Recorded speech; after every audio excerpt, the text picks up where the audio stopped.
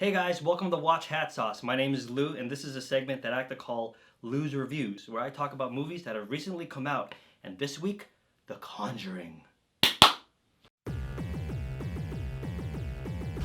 From the director of Insidious and the first Saw movie, director James Wan is back to deliver what he does best, giving us a good ghost story. It stars Patrick Wilson and Vera Farmiga as Ed and Lorraine Warren, a married couple who are also paranormal investigators. For my quick little overview, or my quicko, I said in my earlier reviews that Evil Dead would be a tough mud at the top. But I'm saying this right now, Conjuring is my new favorite scary movie of 2013.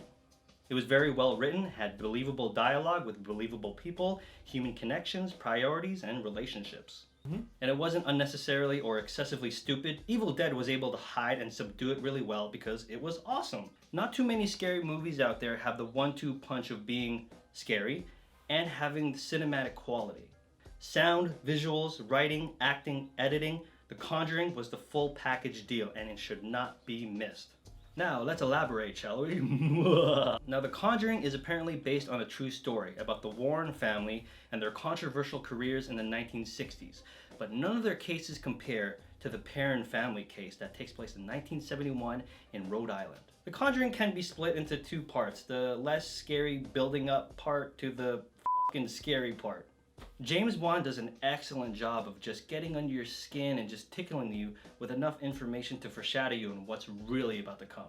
The movie jumps back and forth between the two families, the Warrens as the investigators, as a couple, and as a family of 3. And then you see the Perron family of 7, Roger, Carolyn, and 5 daughters. God damn, someone got busy. And all the bad things start happening to the Perron family, which Ed Warren summarizes perfectly in one of his lectures.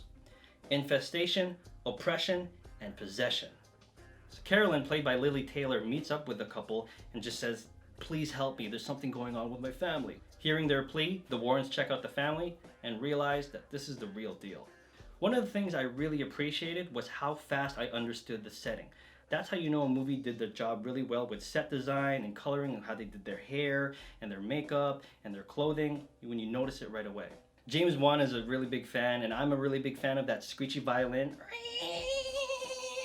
And the real kicker here, or the icing on the cake, and perhaps it helped because it was a true story, that most of the characters felt very grounded, down to earth, and believable. These people, I felt like I can believe that these are real people.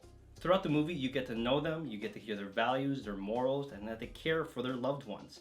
And as viewers, you connect with them that way, and that's what makes you really worry about them. Director James Wan is extremely crafty, and he's getting even more craftier. You could see the references of his inspiration by the way he shoots things.